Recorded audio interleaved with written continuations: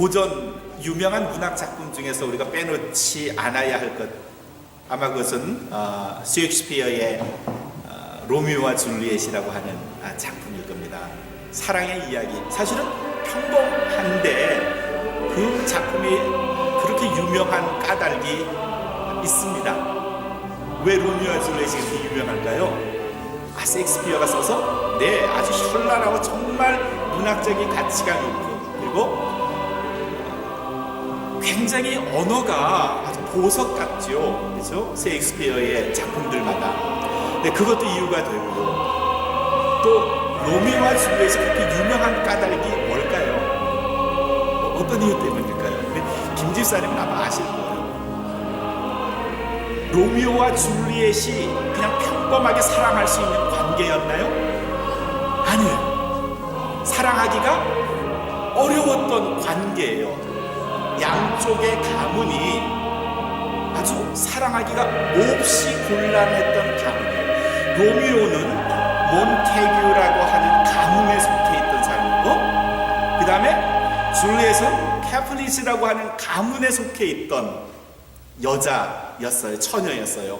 근데 몬테규와 캐플리스라고 하는 이 두 가문은 아주 친한 관계가 아니라 철천지 원수예요. 길에서 만나면 그냥 지나가는 법이 없어요. 로미오의 첫 장면은 길에서 결투부터 하는 장면이 나와요. 적도 아닌데 적이에요. 원수가 아닌데도 원수고요. 두 가문은 물과 불 같은 절대로 함께 동행할 수 없는 가문인데, 불행하게도 몬테규에서는 로미오라는 아주 멋진 청년이, 캐플렛에서는 줄리엣이라는 처녀가 탁 보자마자 불꽃이 튄 거예요. 사랑을 하게 된 거예요. 가문으로 봐서는 허락될 수 없는 유행과 가사, 이루어질 수 없는 사랑. 그런데 두 사람이 사랑하는 거예요. 아마 그런 장벽을 뛰어넘는 두 사람의 러브 스토리가 그 문학 작품을 더 빛나게 해줍니다. 지금은 좀 덜하지만 오래전에는 한 국가라는 것이 도시국가 혹은 작은 마을 단위였기 때문에 그 마을마다 상당히 경계심을 갖고 다른 사람들을 대하곤 했었습니다. 가문, 아주 중요하죠. 지금도 중동 아랍권에서는 가문을 더럽히면 자기의 가족이라도 가차없이 그를 살해합니다. 명예살인이라고 하죠. 이런 끔찍한 일이 지금도 일어나고 있는데, 그만큼 가문을 중시하는 풍속은 역사 속에서 항상 존재해 왔었습니다. 오늘 말씀의 제목이 뭔가 하면요, 다윗의 집입니까? 아합의 집입니까? 가문을 말하는 것 같아요. 다윗의 가문이냐, 아합의 가문이냐, 몬테규의 가문이냐, 캐플릿의 가문이냐, 이런 질문과도 비슷한 것 같은데 왜 성경에서 이런 말이 쓰여져 있을까? 오늘 역대하 21장의 말씀을 통해서 우리는 이 내용을 좀 한번 살펴봐야 할 것 같아요. 다윗의 집이 뭐고 아합의 집이 뭘까? 그런 이야기죠. 오늘 말씀 역대하 21장은 여호사밧이라고 하는 남쪽 유다, 그러니까 다윗의 자손에 의해서 생겨난 르호보암이 남과 북을 가른 이후에 네 번째 왕이 죽는 것으로 역대하 21장이 시작이 됩니다. 여호사밧 왕이 죽고 그 아들 여호람이 왕이 되었어요. 여호람, 기억하세요. 여호람. 남쪽 유다의 다섯 번째 왕입니다. 이 당시에는 이스라엘이 남과 북으로 나누어 있었어요. 마치 한반도를 연상하시면 훨씬 이해가 쉬우실 거예요. 이때 여호람 왕은 남쪽에 속했고, 남쪽에 속한 나라의 이름을 유대, 그렇게 말했어요. 유대. 그 유대의 다섯 번째 왕이 여호람 왕이었고, 북쪽은 이스라엘, 그렇게 불렀어요. 북이스라엘. 그러니까 지금의 북한, 그러면 그건 이스라엘에 속하는 거고, 유대, 그러면 그것은 대한민국을 연상하시면 좋을 것 같아요. 다섯 번째 남쪽 유대의 왕이 된 여호람이 그렇게 편안한 삶을 살지 못했어요. 불과 나이 32에 왕이 되기는 했는데 젊은 나이죠. 그리고 그가 8년을 남쪽 유대를 통치했는데 실제로 통치한 건 그저 한 6년 정도고 나머지 2년은 고통 속에 살다가 비참하게 나이 40에 죽고 맙니다. 이 비운의 왕 여호람을 우리는 말씀 속에서 끄집어내서 그가 어떤 집에서 살았는가 하는 것을 생각해 볼래요. 이 여호람 왕은 분명히 그의 가문은 다윗의 가문이에요. 다윗의 아들 다윗, 솔로몬, 르호보암으로 시작되는 그 손자, 그 가문의 5번째 왕이 여호람이에요. 그러니까 태생적으로는 다윗의 가문에 속했어요. 근데 그의 삶의 여정을 보면 그가 정말 다윗의 집에 속했나? 라고 의문을 가질 수밖에 없었어요. 이 여호람 왕은 형제가 모두 7쯤 됐었던 것 같아요. 아버지가 죽기 전에 자기가 죽을 것 같으니까 자기의 큰아들 여호람에게 왕위를 물려주면서 나머지 동생 6은 예루살렘에 있지 못하게 하고 예루살렘 지역 바깥에 있는 자기 나라의 각각 성을 떼어주고 많은 은과 금 재산을 나누어주고 살게 했어요. 2가지 차원이죠. 하나는 왕의 자리를 넘보지 말라는 것과 또 하나는 왕으로부터 안전하게 동생들을 피신시킨 거예요. 그렇게 맏아들을 제외한 나머지 6 아들들을 다 밖으로 내보내고 그리고 첫 번째 아들 여호람을 왕으로 삼았어요. 근데 이 여호람이 오늘 말씀 4절에 역대하 21장 4절의 말씀을 보시면 이 여호람이 왕권을 쥐고 그 다음에 왕권을 강화한 이후에 제일 먼저 했던 일이 뭔가 하면 자기의 6 동생들을 다 죽여버렸어요. 참 못됐다, 그렇죠? 참 나빠요. 정말 못된 왕이에요. 어떻게 자기의 형제, 물론 그 형제들은 다 같은 배에서 엄마가 같은 형제가 아닐 수도 있어요. 아닐 수도 있어요. 그렇지만 같은 핏줄을 가진 자기의 형제들을 전부 다 죽이고 맙니다. 뿐만 아니라 6절의 말씀을 보면요, 이 여호람이 왕이 된 이후에 아내를 선택을 했는데 그 아내가 누군가 하면 자기 나라에서 하나님을 잘 믿는 사람이었으면 좋았는데 북쪽의 나라, 그러니까 그 나라는 하나님을 아주 안 믿는 나라예요. 하나님을 배신했고요, 우상을 섬기는 나라인데 그 중에서도 가장 못된 왕이 누군가 하면 아합이었어요. 아합. 그 아합 왕의 부인의 이름이 이세벨이에요. 그러니까 여러분 혹시라도 무슨 손녀 딸의 이름을 이세벨이라고는 절대 짓지 마세요. 이름은 예쁜데 그 하는 짓은 정말 아주 나쁜 여자였습니다. 아합의 아내가 이세벨인데 그 못된 왕과 못된 왕비 사이에서 딸이 나왔는데 그게 누군가 하면 아달랴라고 하는 여자예요. 그래서 그 아달랴를 이 여호람 왕이 아내로 삼은 거예요. 보통은 어떨까요? 남자가 좀 주권을 가지고 강직하면 못된 여자가 들어와도 좀 이렇게 잘 다스려서 착한 여자로 바꿨으면 좋았을 텐데 늘 아빠 엄마한테 보고 배운 게 못된 거고 나쁜 거고 우상을 섬기는 거고 이랬던 아달랴가 남쪽 유다의 왕비가 되면서 여호람의 아내가 되면서 그 악한 영향이 북쪽에서 가져온 아빠 엄마로부터 물려받은 그 못된 습성, 영적인 DNA가 그냥 고스란히 남쪽 유다 예루살렘에 영향을 미치는 거예요. 오늘 말씀 6절에는 이 여호람 왕이 하지 말았어야 할 북쪽의 그 공주였던 아달랴를 아내로 맞이하면서 북쪽에 있었던 우상들을 그대로 가지고 온 것으로 하나님 앞에 범죄를 했다고 기록합니다.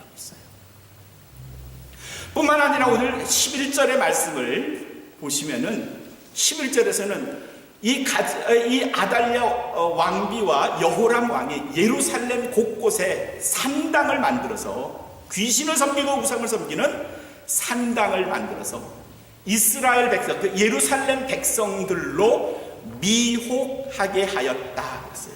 미혹하게 했다는 말은 그릇된 길로 인도했다, 영적으로 혼란스럽게 만들었다, 뭐 그런 뜻이지요. 잘못 인도한 겁니다. misleading. 한 여자가 잘못 들어오므로 왕이 정신이 혼미해지고 그 나라 곳곳에 산당이 세워지고 백성들이 범죄하였고,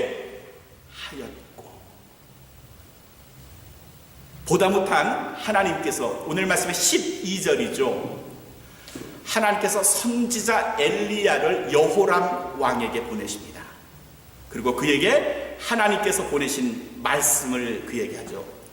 여호람 왕이시여, 당신이 어찌 당신의 아버지 여호사밧 때의 길로 가지도 않고 유다들의 왕, 다윗의 자손들이죠, 유다의 왕 아사의 길로도 가지 않고, 아사는 선한 왕, 착한 왕, 좋은 왕이었거든요. 근데 그 길을 따라가지 않고, 그 다음에 13절에 뭐라고 했어요? 오직 이스라엘 열왕의 길을 쫓아갔냐.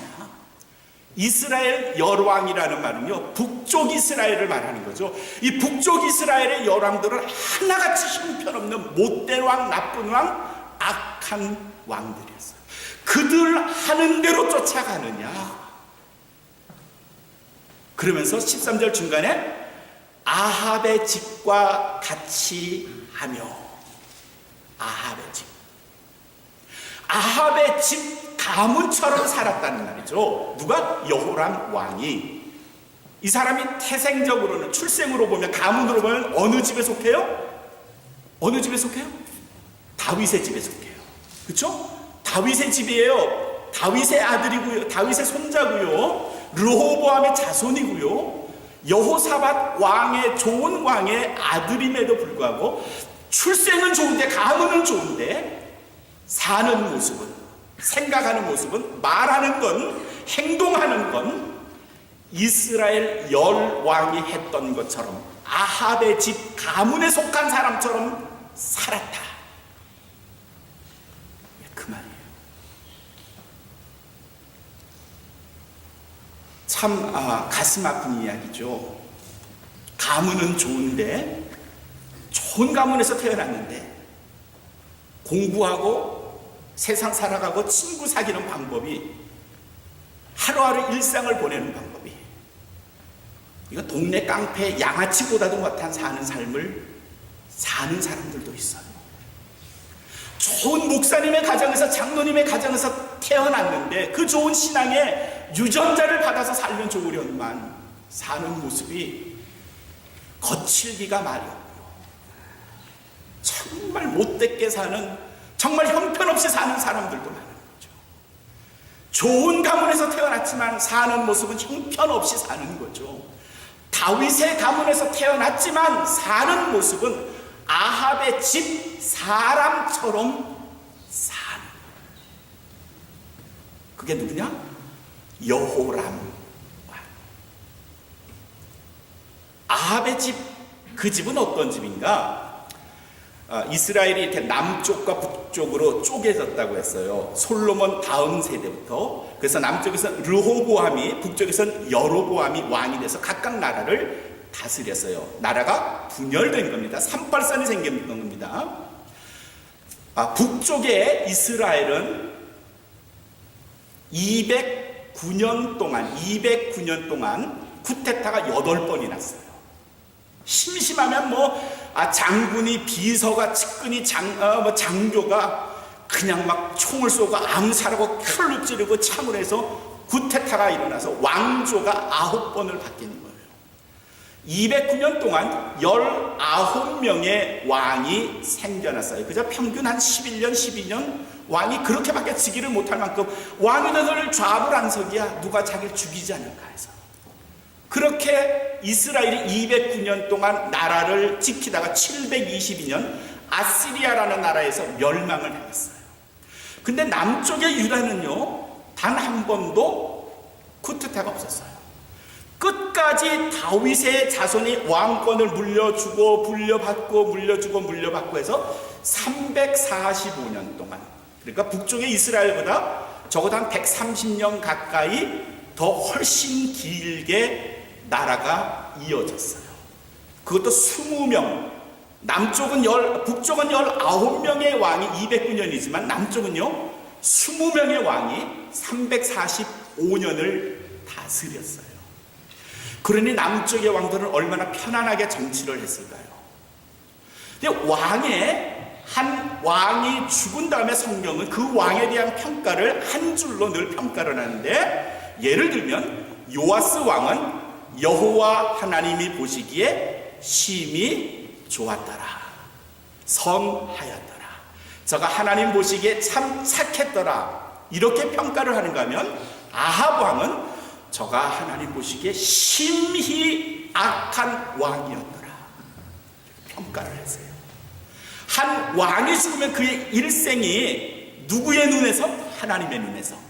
하나님 보시기에 참 잘 살았다, 못 살았다, 착했다, 못했다, 선한 왕이었다, 악한 왕이었다, 이렇게 평가를 내려요. 근데 북쪽 이스라엘의 19명의 왕 중에는 단 한 사람도 착한 왕이 없어요. 다 악한 왕이고, 그 중에 두 사람, 오므리라고 하는 왕과, 오므리 왕과 아합 왕은 극악 중에서도 가장 극악한 왕으로 성경은 표현하고 있어요. 누구? 오므리와 아합. 결국 아합은 뭔가 하면 하나님 눈에 보기엔 가장 극악한 왕, 가장 극악한 인간의 모습이에요.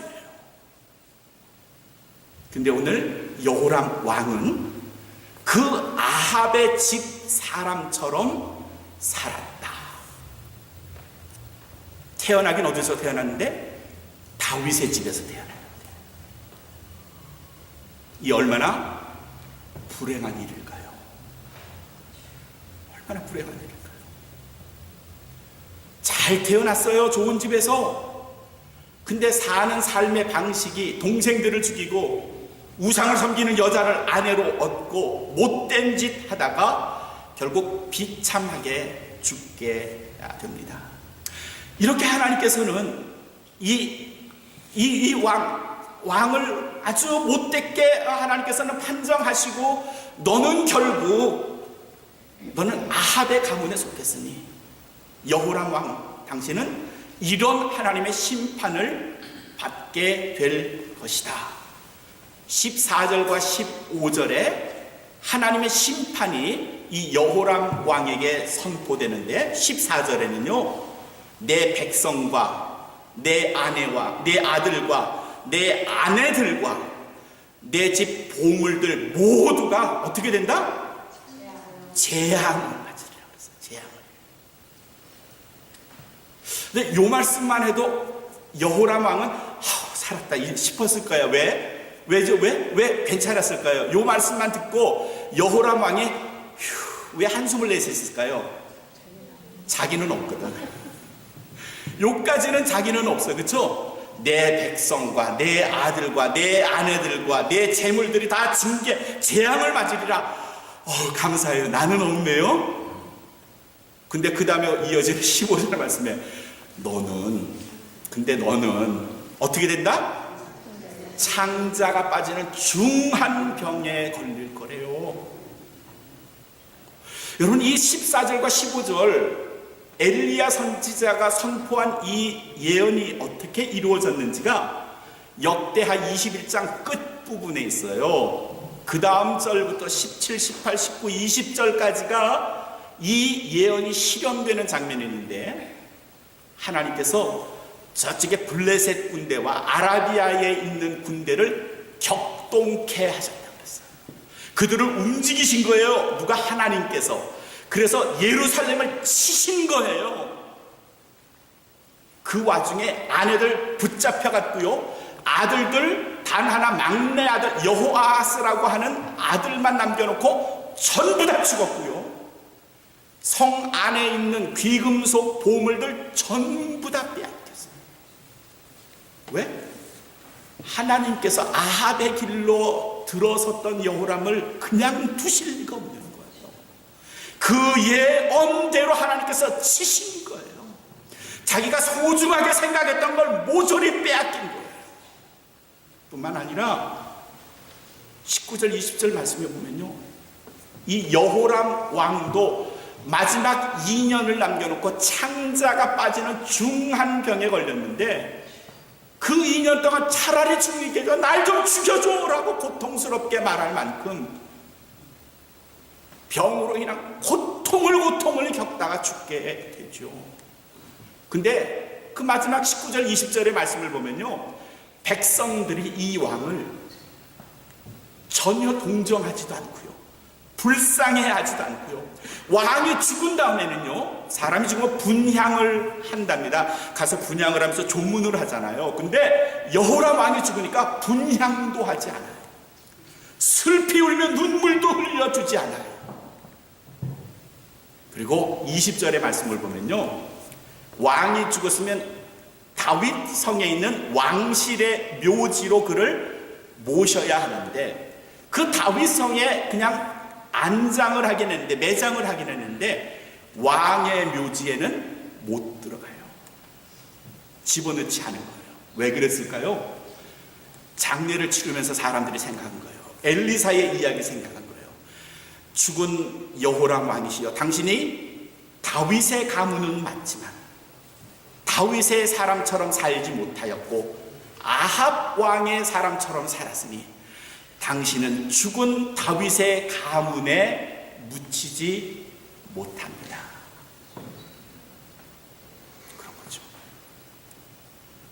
나라에 공을 세우고 죽으면요, 소방서, 경찰, 군인들은요, 국립묘지에 안장을 하고 그걸 명예로 여겨요.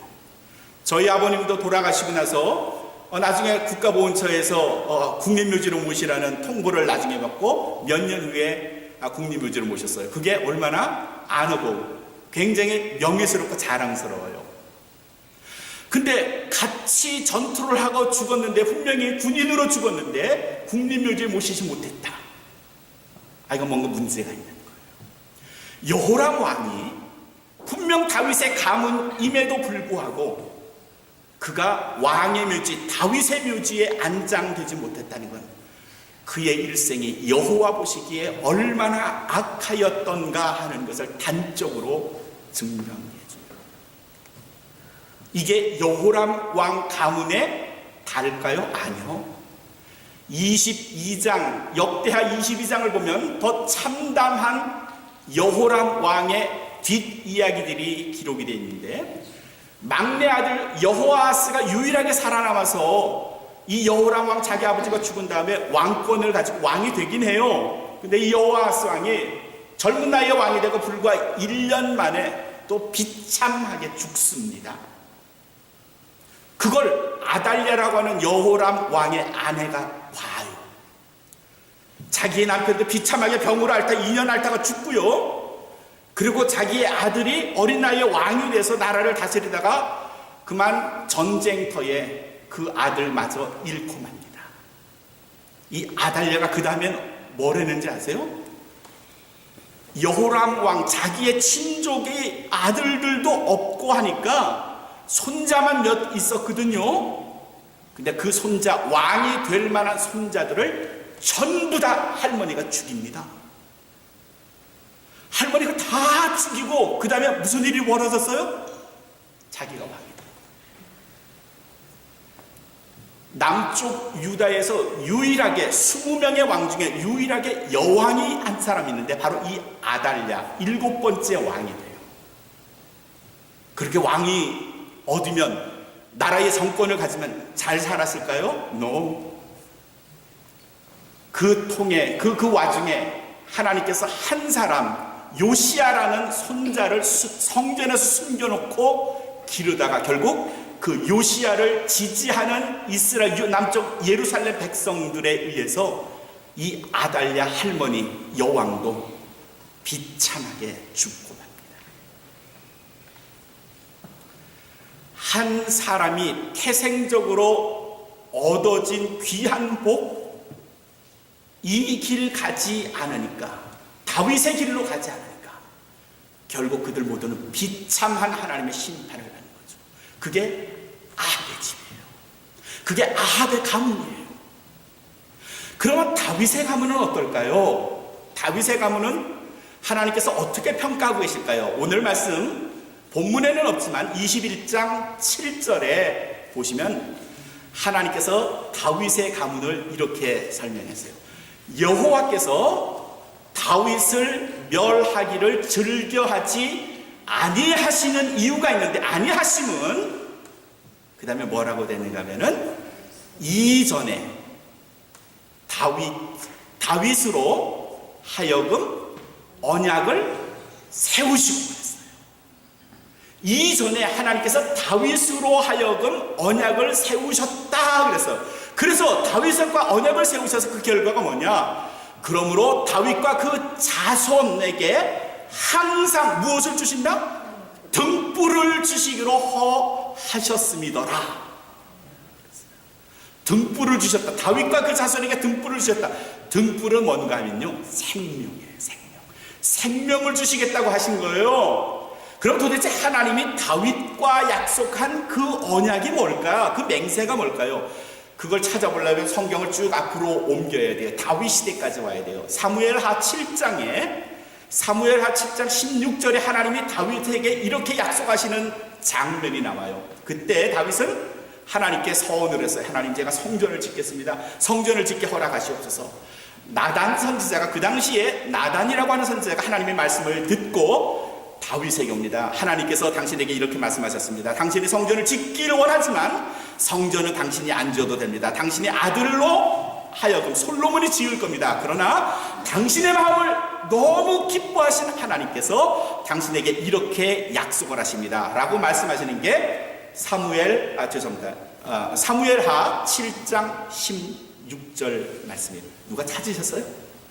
크게 한번 읽어보시겠어요? 네. 내 앞에서 영원히 구원되고 아멘. 우리가 영원히 경고하리라. 아멘. 네. 하나님께서 다윗에게 뭐라고 말씀하시는 게 내 집과 내 나라가 영원히 보존되고 또 내 위가, 내 왕권이 영원히 견고하리라. 근데 그 앞에 중간에 뭐가 있는가 하면 내 앞에, 하나님 앞에서 다윗아, 네가 성전을 짓겠다고 해서 내가 이런 게 아니고 평소에 네가 나를 사랑하는 마음, 내 말대로 하나님의 말씀대로 살려고 하는 너의 그 선한 의지를 보니까 내가 너를 어떻게 해줄까 고민하다가 내가 이렇게 결정했어. 다윗아, 들어볼래? 너의 가문, 너의 집, 너의 나라, 이 남유다, 이스라엘, 이 나라가 내 앞에서 영원히 보존될 거야. 내 왕권 걱정하지 마. 쿠데타 없을 거야. 그 하나님의 약속이 345년 동안 한 번도 바뀌지 않고 쿠데타 없이 그 왕권이 이어져 나갔다는 겁니다. 그게 뭐라고요? 다윗의 집이에요. 다윗의 가문이에요. 하나님의 보장된 축복이 다윗의 가문이에요. 근데 아합의 가문은 뭐라고요? 하나님께서 그 가문을 비참하게 만드신, 가루 집안으로 만드신 게 아합의 집이에요. 여호람 왕, 참 좋은 가문에서 태어났어요. 내 위가 영원히 견고하리라 했던 그 가문, 내 집과 내 나라가 내 앞에서 영원히 보존되리란 그 가문, 다윗의 가문에서 태어났어요. 근데 삶의 모양이 다윗의 집에서 점점 빠져나가더니 어느 날 보니까 다윗의 집과는 상관없는 사람이 되었고 살고 있는 집을 보니까 아합의 집인 거예요. 나이 39살로 백악관에 입문했던 젊은 변호사가 있었습니다. 찰스 컬슨이라고 하는 사람입니다. 리처드 닉슨 정부에 발탁이 돼서 1979년에 닉슨 대통령과 함께 백악관에서 일하게 됐어요. 백악관의 해결사, 이게 찰스 컬슨이 가졌던 닉네임입니다. 모든 일을 명석한 두뇌로 너무 일을 잘해서 리처드 닉슨 대통령도 그에게 많은 일을 맡겼어요. 아주 중요한 일들을 맡겼어요. 어느새 찰스는 그저 변호사일 뿐만 아니라 미국 전체를 돌보는 그런 백악관의 정책 자문위원일 뿐만 아니라 전 세계를 자기 손 안에 넣고 주무르는 사람이 됐었습니다. 그러던 그가요, 1974년에 그만 닉슨 대통령의 권력을 남용한 혐의로 중간에 옷을 벗는 사건, 뭐죠 그게? 워터게이트 사건이 벌어진 겁니다. 리차드 대통령은 자기의 죄를 인정하고 그리고 탄핵 소추를 받지 않는 조건으로 대통령직에서 물러났고요. 그리고 그 워터게이트 사건을 주도했던 찰스 콜슨은 연방경찰에 붙들려 수갑을 차고 엘레버마 감옥에 가게 됩니다. 옷을 다 벗고 유치장에서 준 옷을 입고, 그리고 그 시간부터 그의 이름은 더 이상 전 세계에 알려진 찰스 콜슨이 아니고 23226 5자리의 수인 번호로 그의 이름을 대신합니다. 23226 앞으로 나와. 찰스 콜슨은 없는 겁니다. 백악관에서 전 세계를 호령하는 사람들과 함께 머리를 맞대고 대통령과 함께 세계를 논했던 사람이 어느 날 아침에 일어나 보니까 형편없는 수인복에 험상궂은 죄인들과 함께 엘레바마 감옥 속에서 살 자신의 모습에 참담함을 느낀 겁니다. 암울했고요, 죽고 싶었고요, 자기의 죄를 인정하거나 뉘우치거나 하는 것보다 온갖 분노가 가슴속에서 끓어오는 걸로 그걸로 몇 달을 지내야 됐었습니다. 한 8개월 되던 때입니다. 74년 8개월 그가 수용소에서 생활을 하던 그때 그저 평소에 읽던 대로 그저 성경을 조금 읽어봤습니다. 이날도 뭐 별거 없겠지 했는데 그가 그날 봤던 성경이 히브리서 2장 11절이었답니다. 히브리서 2장 11절 말씀을 읽고 있습니다. 거룩하게 하시는 자와 거룩하게 됨을 당하는 자가 다 하나에서 난지라.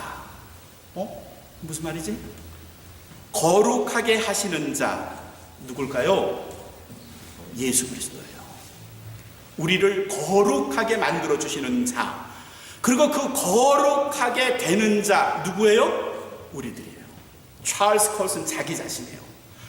우리가 다 한 자에서 난지라 그랬어요. 다 하나님에게서 났다는 말이겠죠. 근데 그 다음에 있는 말씀이 더 찰스 콜슨의 눈을 뜨게 만들죠. 그 다음에 있는 말씀이 뭐예요? 그러므로 형제라 부르기를 부끄러워 아니하시고. 이 말은 뭔가 하면요, 거룩하게 하시는 그리스도가 더럽고 추한 우리들을 향하여 뭐라고 부르기를 부끄러워 아니하신다? 형제라 부르시기를 부끄러워 아니하신다. 이 말씀이 가슴을 찔렀어요. 나는 변호사고 브라운 대학교를 나왔고 조지 워싱턴 대학에서 법학을 공부했고 닉슨 대통령과 함께 밥을 먹었고 전 세계 내놓으라는 사람들과 전 세계의 정세를 논했던 사람이 저 못된 살인자, 돈 훔치고 강간했던 이 범죄자들과 함께 있는 것을 추하고 더럽다고 생각을 해서 그들과 상종도 안 했는데 그 거룩하신 그리스도가 나에게 오셔서 나를 형제라 부르는데 부끄러워 아니하시고, 이 말씀에 견딜 수 없는 괴로움. 그리스도는 나를 향하여 사랑하는 나의 형제야, 나의 아들아, 종환아 불러주시는데 나는 저들과 가까이 상종도 하지 않겠다고 한 이 8개월의 부끄러운 내 모습. 찰스 콜슨이 그 말씀을 가슴에 부여잡고요, 그때부터 변화된 삶을 살아야 되겠다고, 이제 나도 저들을 향해서 형제라고 불러야 되겠다고 가슴에 약속을 한 겁니다. 결단을 한 겁니다.